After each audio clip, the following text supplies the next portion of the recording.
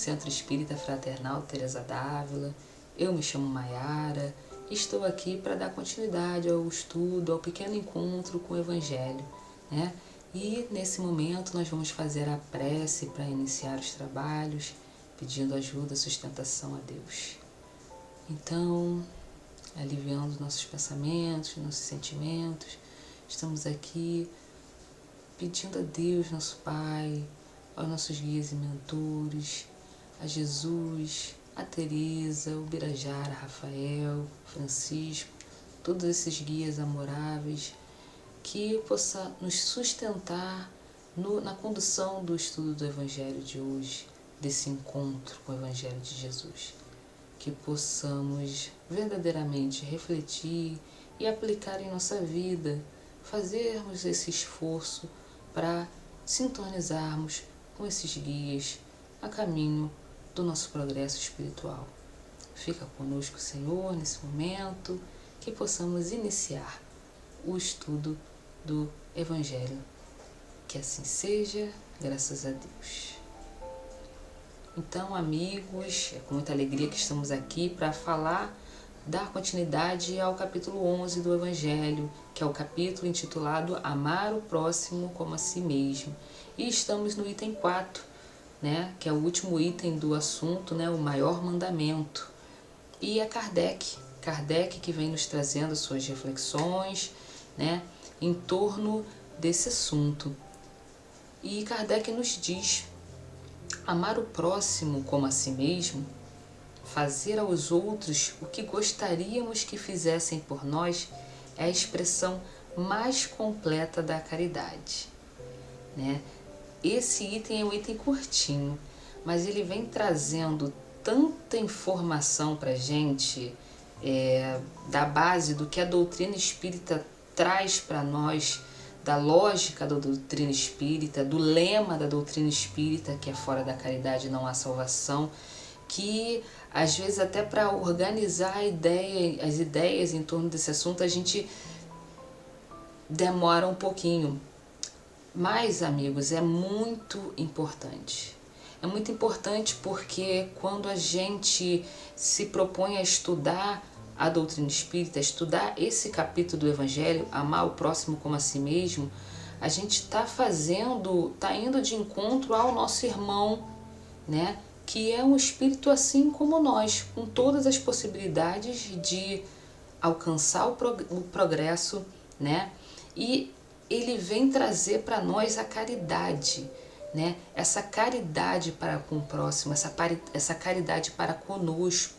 Quando a gente entende, vê o outro como um irmão, né, de caminhada, e nós agimos com ele da forma como gostaríamos de ser tratado, né? Isso é muito belo, né? Isso é essencial, é importantíssimo para nós nos conduzirmos como sociedade, como irmãos, né? Essa casa que tem um nome fraterno, fraternal no nome, não é à toa. A proposta realmente é de sermos fraternos, né? De termos atitudes fraternas para com o próximo e vivenciarmos essa fraternidade no nosso dia a dia. Então, assim, é uma proposta bem revolucionária, né? De você se olhar, né? Percebermos as nossas fragilidades, fazermos essa busca interior, né? Interna, de vermos o que precisamos mudar para poder alcançarmos o êxito, alcançarmos o nosso progresso e fazer para o outro esse mesmo caminho.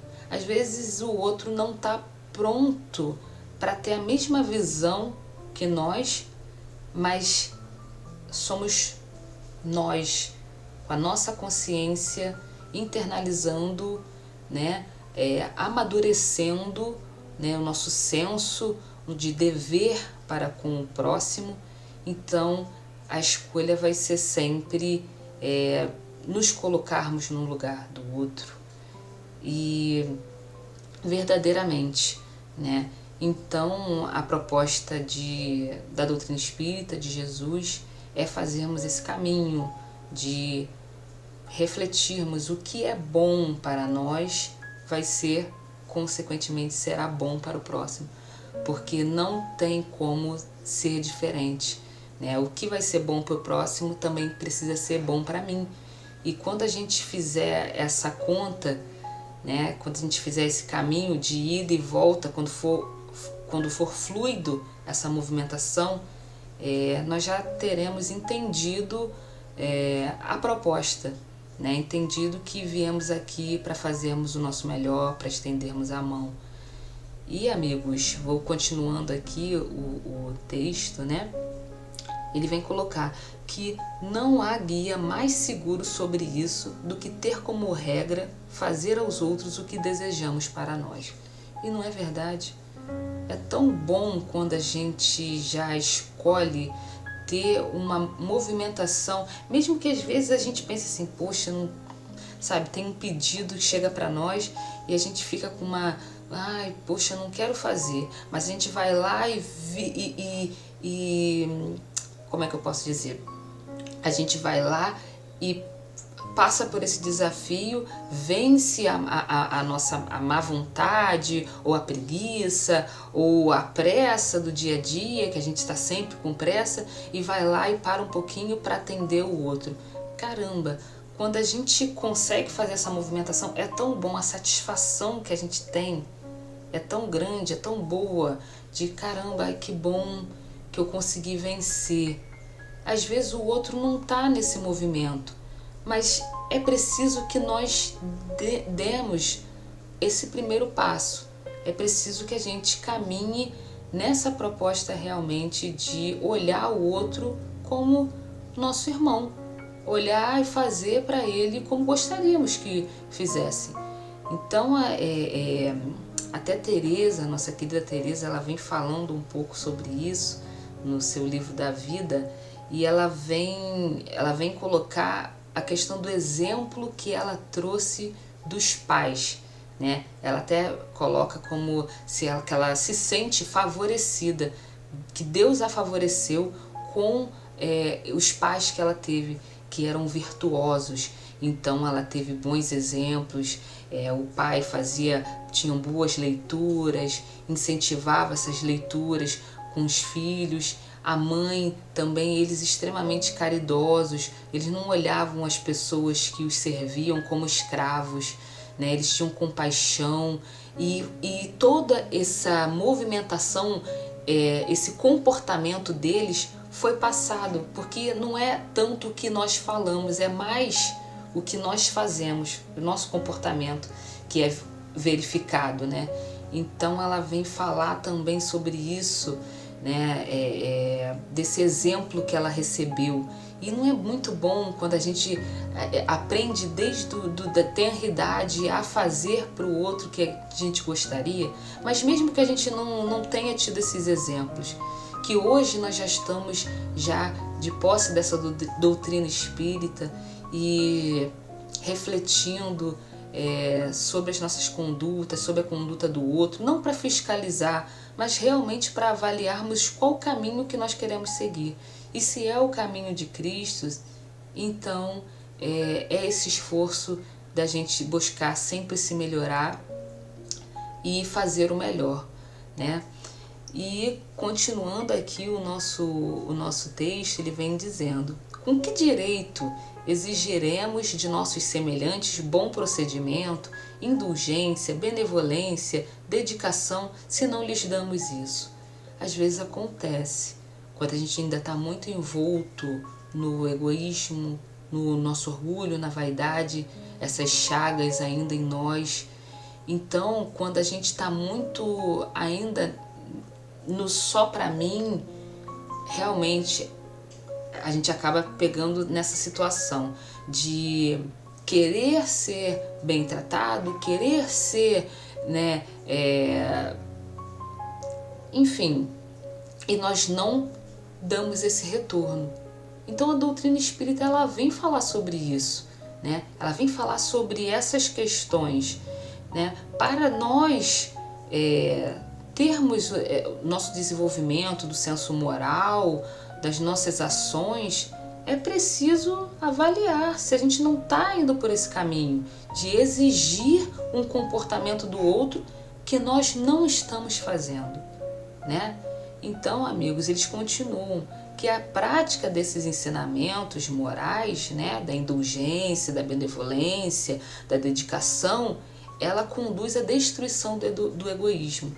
Não é também a proposta do Espiritismo, né, que é destruir o egoísmo em nós, destruir essa vaidade, esse orgulho, mas com o quê?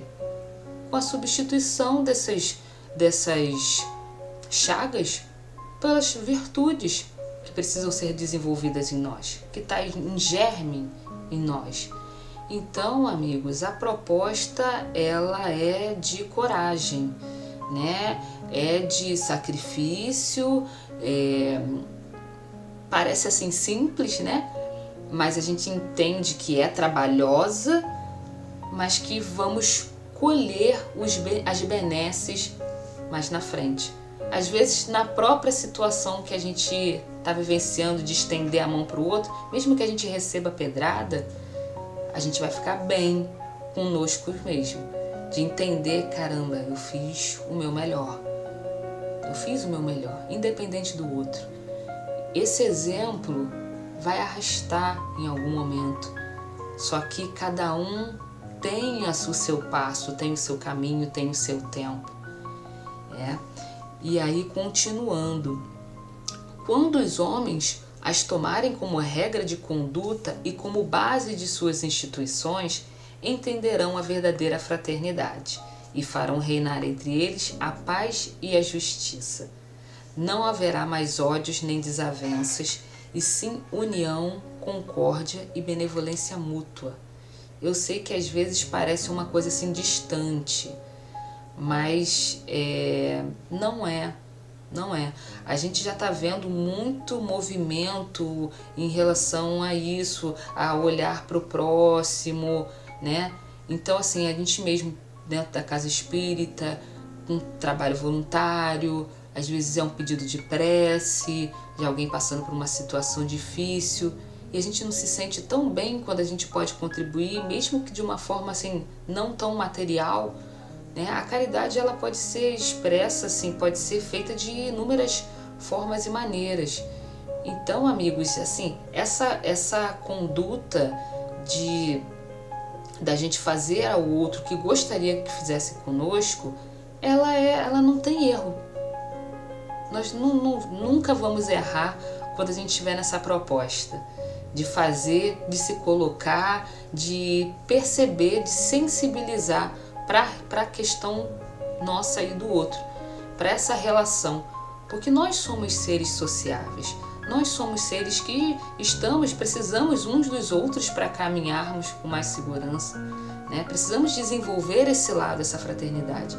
Então, quando a gente está fazendo essa movimentação, a gente não vai errar, ou então a gente vai errar menos, né? Porque já estamos pensando no outro como um irmão, como um irmão que tem as mesmas possibilidades que nós, que sonha, que sofre, que também está tentando, né, amigos? Então, assim, a gente agradece muito esse convite, né? Pedimos a Deus para nos fortalecer na nossa luta, né, mesmo diária dessa proposta. Não é tão fácil, mas ao mesmo tempo nós temos esses guias, nós temos esse guia seguro de perceber se tá bom para mim, vai estar bom para o outro. Se tá bom para o outro, também vai estar bom para mim. Quando a gente fizer essa conexão, quando a gente fizer esse encontro, né, de interesses, a vida vai ser muito mais fácil. E nesse momento, amigos, a gente agradece muito aos guias e mentores e vamos fazer a nossa prece para encerrar o nosso estudo de hoje. Então, nossa querida Teresa, nosso Rafael, Francisco, Birajara, que possamos agradecer mesmo esse momento de amparo, de sustentação em torno do nosso estudo, em torno dessa nossa conversa, que possamos sempre contar com esses guias e mentores para as nossas condutas, a nossa vida, o nosso dia a dia, com mais calma, com mais amor. Fica conosco, Senhor, hoje, agora e sempre, e que assim seja, graças a Deus.